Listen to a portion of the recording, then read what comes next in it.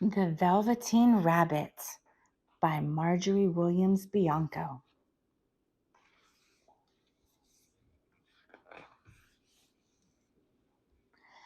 There was once a Velveteen Rabbit, and in the beginning he was really splendid. He was fat and bunchy, as a rabbit should be. His coat was spotted brown and white. He had real thread whiskers, and his ears were lined with pink sateen. On Christmas morning, when we sat wedged in the top of the boy's stocking, with a sprig of holly between his paws, the effect was charming. There were other things in the stocking: nuts and oranges, and a toy engine, and chocolate almonds, and a clockwork mouse. But the rabbit was quite the best of all. For at least 2 hours the boy loved him, and then aunts and uncles came to dinner, and there was a great rustling of tissue paper and unwrapping of parcels. And in the excitement of looking at all the new presents, the Velveteen Rabbit was forgotten.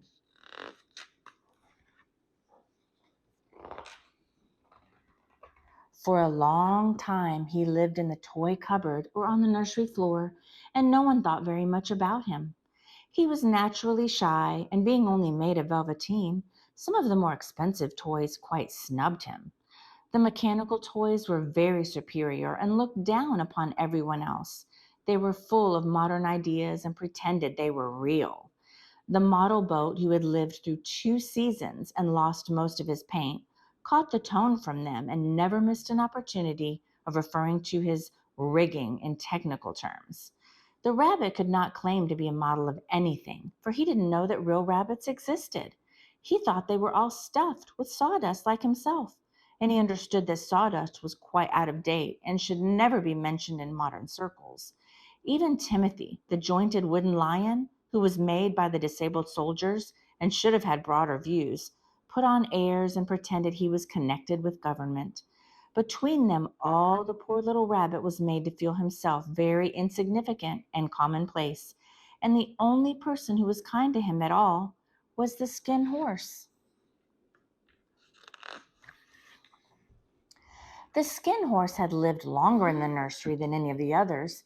He was so old that his brown coat was bald in patches and showed the seams underneath, and most of the hairs in his tail had been pulled out to string bead necklaces. He was wise, for he had been a long succession of mechanical toys arrive to boast and swagger, and by break their mainsprings and pass away, and he knew that they were only toys and would never turn into anything else. For nursery magic is very strange and wonderful, and only those playthings that are old and wise and experienced, like the Skin Horse, understand all about it. "What is real?" asked the rabbit one day when they were lying side by side near the nursery fender before Nana came to tidy the room. "Does it mean having things that buzz inside you and a stick out handle?" "Real isn't how you are made," said the Skin Horse. "It's a thing that happens to you. When a child loves you for a long, long time, not just to play with, but really loves you, then you become real." "Does it hurt?" asked the rabbit. "Sometimes," said the Skin Horse, for he was always truthful. "When you are real, you don't mind being hurt." "Does it happen all at once, like being wound up?" he asked, "or bit by bit?" "It doesn't happen all at once," said the Skin Horse. "You become. It takes a long time. That's why it doesn't happen often to people who break easily, or have sharp edges, or who have to be carefully kept. Generally, by the time you are real, most of your hair has been loved off, and your eyes drop out, and you get loose in the joints and very shabby. But these things don't matter at all, because once you are real, you can't be ugly, except to people who don't understand." "I suppose you are real?" said the rabbit. And then he wished he had not said it, for he thought the Skin Horse might be sensitive. But the Skin Horse only smiled. "The boy's uncle made me real," he said. "That was a great many years ago. But once you are real, you can't become unreal again. It lasts for always." The rabbit sighed. He thought it would be a long time before this magic called real happened to him. He longed to become real, to know what it felt like, and yet the idea of growing shabby and losing his eyes and whiskers was rather sad. He wished that he could become it without these uncomfortable things happening to him. There was a person called Nana who ruled the nursery. Sometimes she took no notice of the playthings lying about, and sometimes, for no reason whatever, she went swooping about like a great wind and hustled them away in cupboards. She called this tidying up, and the playthings all hated it, especially the tin ones. The rabbit didn't mind it so much, for wherever he was thrown, he came down soft. One evening when the boy was going to bed, he couldn't find the china dog that always slept with him.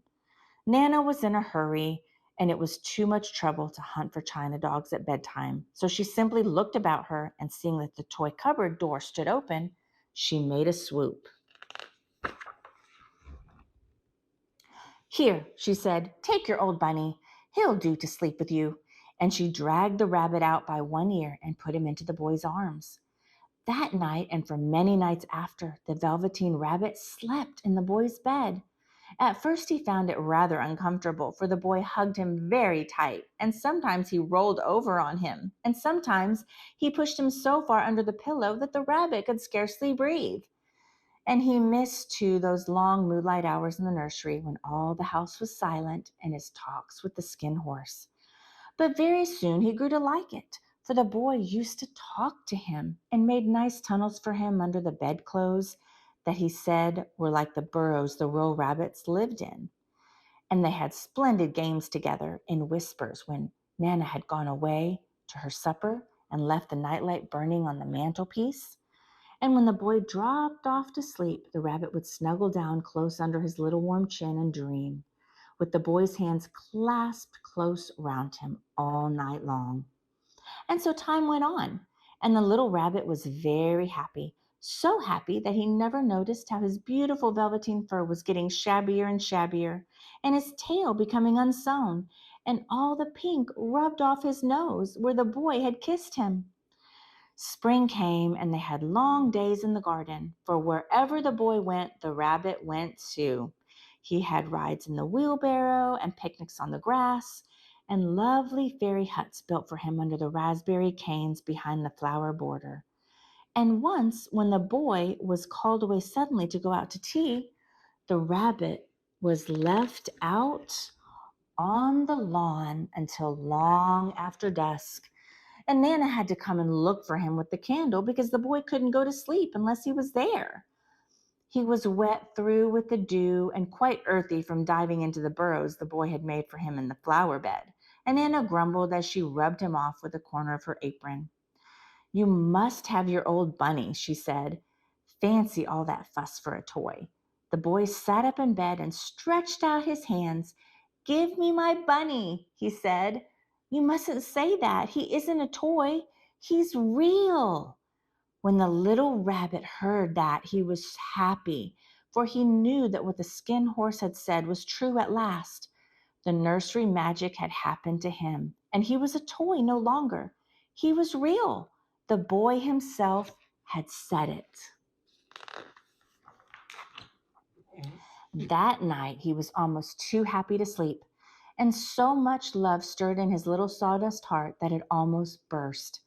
And into his boot-button eyes that had long ago lost their polish, there came a look of wisdom and beauty, so that even Nana noticed it next morning when she picked him up and said, "I declare if that old bunny hasn't got quite a knowing expression." That was a wonderful summer. Near the house where they lived, there was a wood, and in the long June evenings, the boy liked to go there after tea to play. He took the Velveteen Rabbit with him, and before he wandered off to pick flowers or play at brigands among the trees, he always made the rabbit a little nest somewhere among the bracken, where he would be quite cozy, for he was a kind-hearted little boy and he liked Bunny to be comfortable. One evening, while the rabbit was lying there alone, watching the ants that ran to and fro between his velvet paws in the grass, he saw two strange beings creep out of the tall bracken near him. They were rabbits like himself, but quite furry and brand new. They must have been very well made, for their seams didn't show at all, and they changed shape in a queer way when they moved. One minute they were long and thin, and the next minute fat and bunchy, instead of always staying the same like he did. Their feet patted softly on the ground, and they crept quite close to him, twitching their noses, while the rabbit stared hard to see which side the clockwork stuck out. For he knew that people who jump generally have something to wind them up, but he couldn't see it. They were evidently a new kind of rabbit altogether. They stared at him, and the little rabbit stared back, and all the time their noses twitched. "Why don't you get up and play with us?" one of them asked. "I don't feel like it," said the rabbit, for he didn't want to explain that he had no clockwork. "Ho!" said the furry rabbit. "It's as easy as anything." And he gave a big hop sideways and stood on his hind legs. "I don't believe you can," he said. "I can," said the little rabbit. "I can jump higher than anything." He meant when the boy threw him, but of course he didn't want to say so. "Can you hop on your hind legs?" asked the furry rabbit. That was a dreadful question, for the Velveteen Rabbit had no hind legs at all. The back of him was made all in one piece, like a pincushion. He sat still in the bracken and hoped that the other rabbits wouldn't notice. "I don't want to," he said again. But the wild rabbits have very sharp eyes, and this one stretched out his neck and looked. "He hasn't got any hind legs," he called out. "Fancy a rabbit without any hind legs." And he began to laugh. "I have," cried the little rabbit. "I have got hind legs. I am sitting on them." "Then stretch them out and show me, like this," said the wild rabbit. And he began to whirl around and dance till the little rabbit got quite dizzy. "I don't like dancing," he said. "I'd rather sit still." But all the while he was longing to dance, for a funny new tickly feeling ran through him, and he felt he would give anything in the world to be able to jump about like these rabbits did. The strange rabbit stopped dancing and came quite close. He came so close this time that his long whiskers brushed the Velveteen Rabbit's ear, and then he wrinkled his nose suddenly and flattened his ears and jumped backwards. "He doesn't smell right," he exclaimed. "He isn't a rabbit at all. He isn't real." "I am real," said the little rabbit. "I am real. The boy said so." And he nearly began to cry. Just then there was a sound of footsteps, and the boy ran past near them, and with a stamp of feet and a flash of white tails, the two strange rabbits disappeared. "Come back and play with me," called the little rabbit. "Oh, do come back. I know I am real." But there was no answer.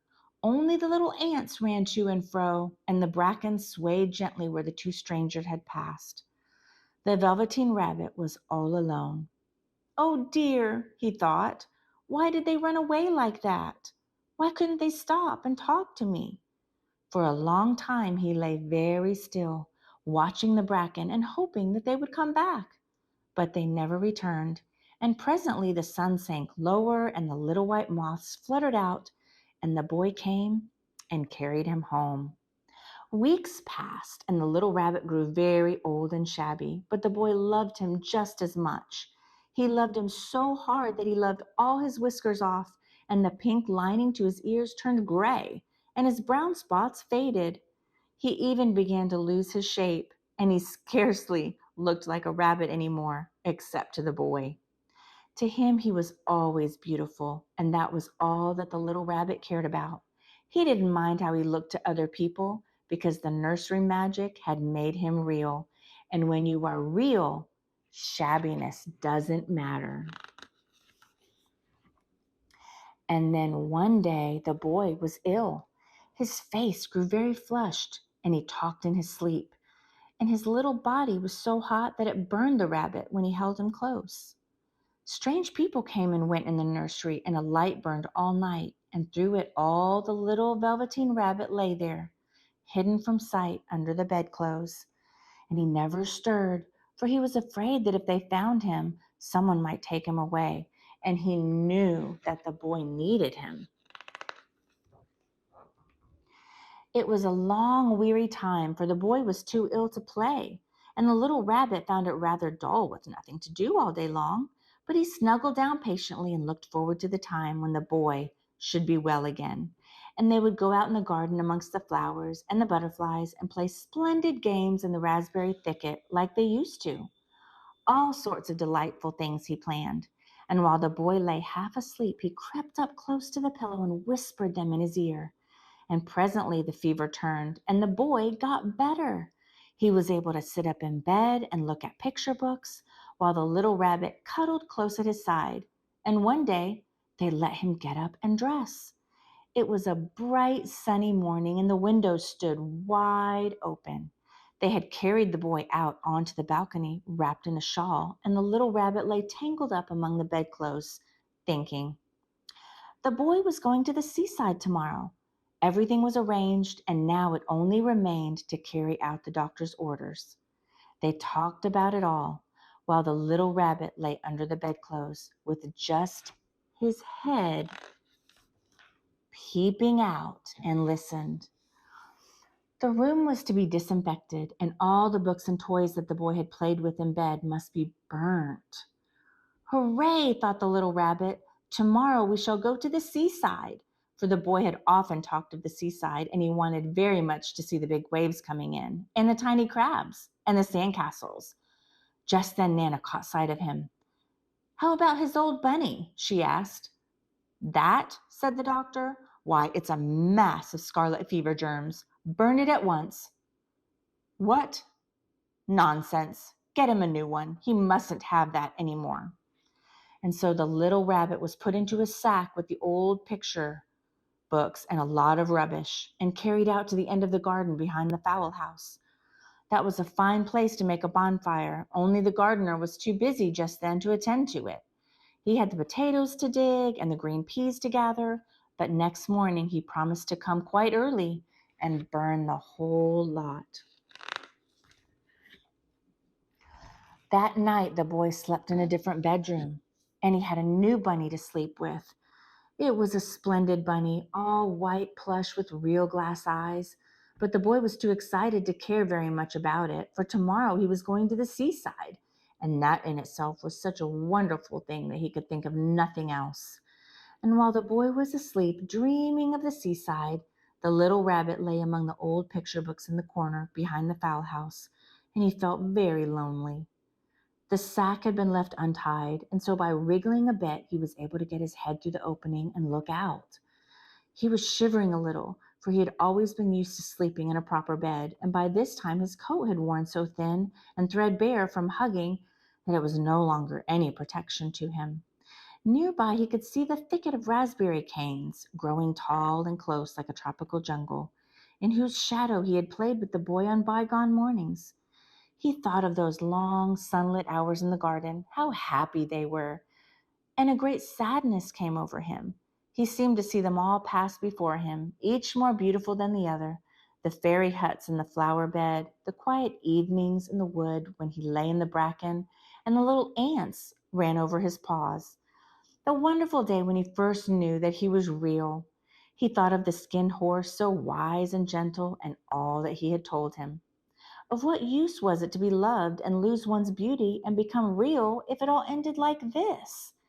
And a tear, a real tear, trickled down his little shabby velvet nose and fell to the ground. And then a strange thing happened. For where the tear had fallen, a flower grew out of the ground, a mysterious flower, not at all like any that grew in the garden. It had slender green leaves, the color of emeralds, and in the center of the leaves, a blossom like a golden cup. It was so beautiful that the little rabbit forgot to cry and just lay there watching it. And presently the blossom opened, and out of it there stepped a fairy. She was quite the loveliest fairy in the whole world. Her dress was of pearl and dewdrops, and there were flowers around her neck and in her hair, and her face was like the most perfect flower of all. And she came close to the little rabbit and gathered him up in her arms and kissed him on the velveteen nose that was all damp from crying.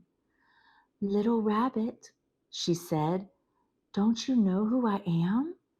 The rabbit looked up at her, and it seemed to him that he had seen her face before, but he couldn't think where. "I am the nursery magic fairy," she said. "I take care of all the playthings that the children have loved. When they are old and worn out and the children don't need them anymore, then I come and take them away with me and turn them into real." "Wasn't I real before?"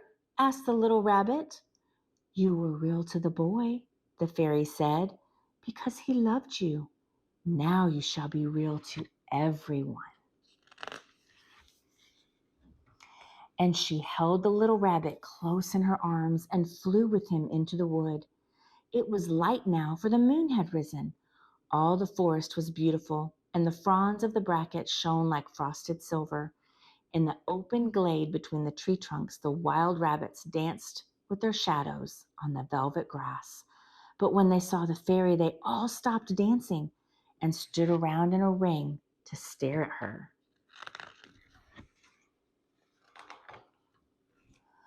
"I've brought you a new playfellow," the fairy said. "You must be very kind to him and teach him all he needs to know in Rabbit Land, for he is going to live with you forever and ever." And she kissed the little rabbit again and put him down on the grass. "Run and play, little rabbit," she said. But the little rabbit sat quite still for a moment and never moved. For when he saw all the wild rabbits dancing around him, he suddenly remembered about his hind legs, and he didn't want them to see that he was made all in one piece. He did not know that when the fairy kissed him, that last time, she had changed him altogether, and he might have sat there a long time, too shy to move, if just then something hadn't tickled his nose, and before he thought what he was doing, he lifted his hind toe to scratch it, and he found that he actually had hind legs. Instead of dingy velveteen, he had brown fur, soft and shiny. His ears twitched by themselves, and his whiskers were so long that they brushed the grass. He gave one leap, and the joy of using those hind legs was so great that he went springing about the turf on them, jumping sideways and whirling round as the others did. And he grew so excited that when at last he did stop to look for the fairy, she had gone. He was a real rabbit at last, at home with the other rabbits. Autumn passed and winter, and in the spring, when the days grew warm and sunny, the boy went out to play in the wood behind the house. And while he was playing, two rabbits crept out from the bracken and peeped at him. One of them was brown all over, but the other had strange markings under his fur, as though long ago he had been spotted, and the spots still showed through. And about his little soft nose and his round black eyes, there was something familiar, so that the boy thought to himself, "Why, he looks just like my old bunny that was lost when I had scarlet fever." But he never knew that it was his own bunny, come back to look at the child who had first helped him to be real.